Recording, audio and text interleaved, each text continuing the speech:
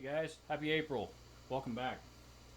I had two requests here recently from a couple of different viewers. One on, and I'm not even going to try to pronounce his name because his or her name, I assume it's a he, uh, because his username is written in Cyrillic. And I do not read or understand Cyrillic. But by the way, it is very cool that my channel is getting some international viewership, so thank you for that. But anyway, what that individual asked me to do, he actually asked me to review, after watching the video that I did a few weeks back on the Epiphone 58 reissue, the Carina Flying V. He actually asked me. There was a brief part in that video when I compared it, just to show difference in size and shape with this one, which is more of a modern design. And he actually asked me if I could review this one. Unfortunately, I can't review this one because this one has been modified too much, and the chances of what I would review on this guitar, the chances of you finding the exact same thing out in the street is probably going to be very slim to none. So. It's really not going to be very effective for me to review it. However, I had another viewer that asked me, based on my experience of buying and selling used gear at all those years at Guitar Center. And again, I was a manager, so I was kind of the guy that approved a lot of the pricing and and all that, and kind of made decisions on whether to make an offer or pass on it and that kind of stuff. So, so he asked me to do a review based on things that I look for when I'm looking at a guitar. So I thought I would share some of these things with everybody, and also to kind of kill two birds, I would use this guitar as an example. And this guitar is actually a good example to do that with because. Pardon me. Because it's older. This one, I believe, this is a 92 model. This is an old Korean Epiphone, a 92 Korean Epiphone Flying V. And as I mentioned, this thing has been modified. And here's my my process that I go through anytime I'm looking at a guitar that I'm about to make a purchase. The first thing that I do is I feel the neck, okay, and kind of run my fingers up along the edge of the fretboard. I want to see see if there's any sharp frets that are popping out of the edge, and if there are, how bad are they, and can they be filed down, and can it be repaired? Also I want to feel the neck profile itself. Is it something that that's comfortable for me to play? Or is it something that's so oddball and comfortable that I'm going to hate playing this guitar every time I pick it up? That's what I don't want to do. Once I get to that point, then the first thing I do is I play it a little bit unplugged, just to, again, to test out the neck and see how it feels.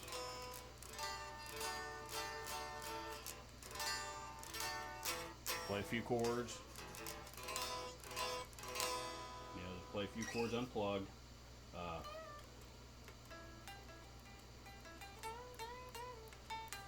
See what the action's like. At both ends of the neck. Down here, down here at the lower end of the neck where I tend to play a lot of chords. Up here where I tend to play a lot of lead stuff. Make sure that the action's comfortable in both places.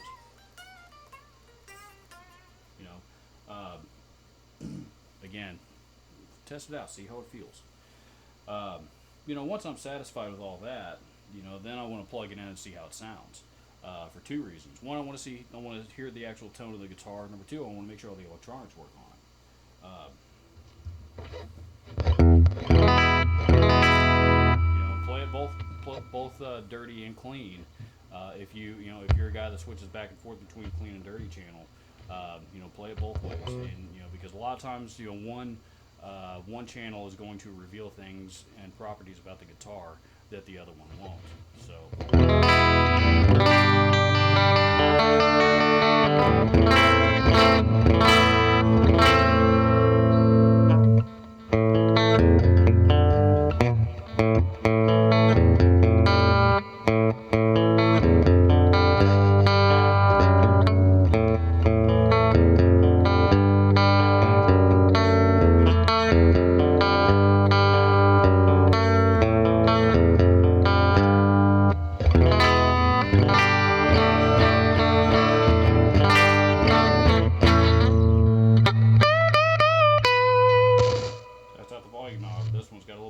scratch it. That's not a major thing. If you run into that, oftentimes it's just dust that's gotten down inside that knob that can be cleaned out real easy with some contact cleaner or even just some canned air. Two scratchy pots.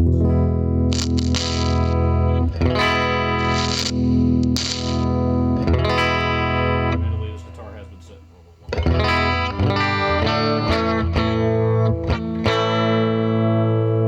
Knobs seem to work.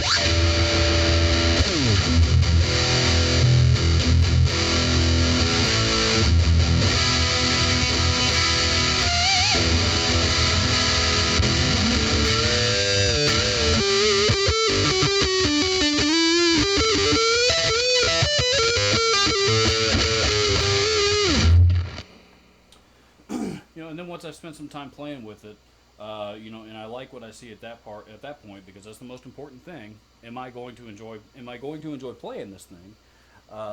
Then I start looking for some finer details. In the instance of something with a stop tail piece like this, I want to make sure that the posts in the bridge aren't pulling back too far. I'm looking for cracks. Anything that looks like it could be a crack or a finished crack. Sometimes those are very, very difficult to tell apart.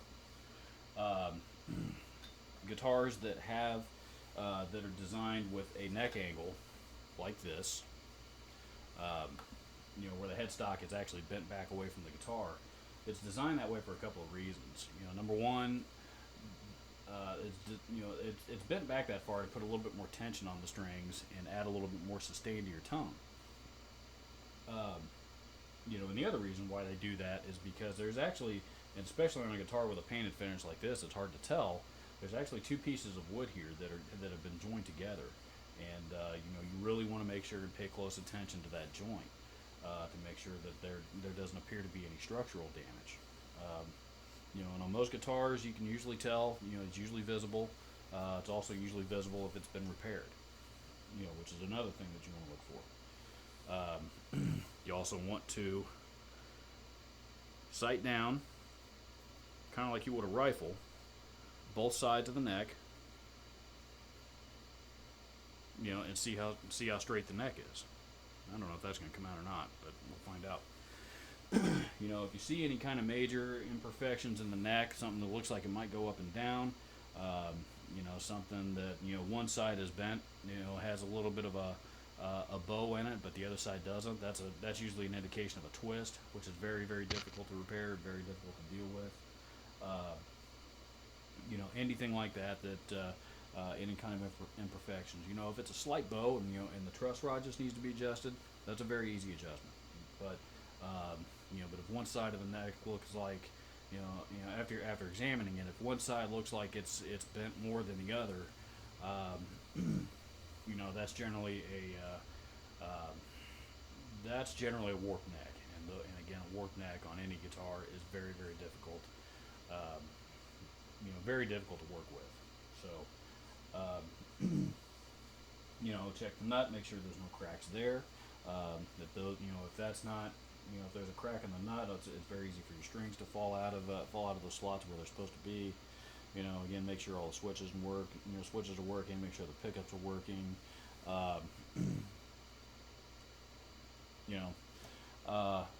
And again, just kind of test out the electronics and get a good idea of the overall condition of the guitar. Has anything been modified on it? In this case, yes. This guitar did not come stock with, I don't believe anyway, this guitar did not come stock with this type of toggle switch. So that is something that's, that I would notice on this thing first off, as there has been modifications to the electronics. On some guitars that's more important to me than others. um, scratches, dings, dents. What kind of cosmetic damage has been done to it? Does it stay in tune well when you're playing it? Um, those are all things that are important to look at. In the case of a Strat with a something with a bolt-on neck, that joint where the neck is bolted onto the body, a lot of times you'll see small finish cracks form down there in the corner, and sometimes those finish cracks are more serious than they appear. And that's worth, again, that's worth investigating a little bit. If you're doing like a Craigslist deal or something like that, chances are the guy that you're thinking about buying this guitar from is not going to appreciate you pulling out screwdrivers and popping everything out. Taking off the pick guard and opening up the electronics and all that kind of stuff. Generally speaking, that's not going to happen. Um, I know I wouldn't appreciate it if I were meeting somebody and they wanted to completely take it apart first. So. Um, you want to give it a good once over. See if there's been any repairs on it that are immediately identifiable. And then once you kind of have an idea of what it is that you got in your hand, what kind of work it's going to take to put into it to make it playable and make it enjoyable for you. Um, and number three, is it going to be a worthwhile purchase for you? At that point, you can kind of use your best judgment and figure out what a good offer would be. So, that's generally the process that I went through with just about every guitar and amplifier and any piece of used gear that I took in a Guitar Center. There were unfortunately times that I had to pass. There were unfortunately times that I had to offer lower than, most times actually I would have to offer lower than what the customer selling it was hoping to get out of it. But again, as a retail location, our job is to resell it, not collect it and play it. So, but there are things that you need to be able to identify, and there's tons of other resources out there to help to help people learn about this stuff. But you do need to be able to identify some of these stuff, especially if you're doing a private one-on-one deal. Or possibly even buying from a pawn shop, someplace like that is not going to have any kind of return policy. Now the advantage to buying from a music store or one of the big box stores, the Guitar Centers, the Sam Ashes, those places will generally have at least a 30-day return policy, sometimes even longer than that. That way, after you take home, your new guitar, your new amp, or whatever your new piece of gear is, especially if it's used, if you discover an issue on it that they very well could have overlooked as well, that does happen. You do have an opportunity to return it and get some protection that way. So, please leave your comments below. I'm happy to answer them any way that I can, and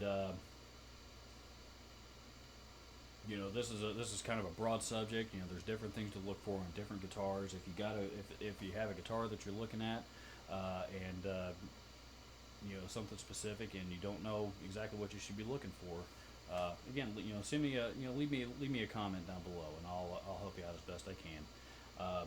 Also, one last thing. A very, very special thank you to my old store, my old compadres at Guitar Center Indianapolis, who donated a guitar last week to share the music. So that guitar is going to be repaired and hopefully soon be given to a child that wouldn't be able to afford it otherwise. So, again, thank you very much, Guitar Center Indy. Please go to Share the Music's Facebook page. The link should be posted right below. If you have any used or unwanted instruments, and this is a great place to donate them. They're going to a great cause, I promise. Thanks a lot.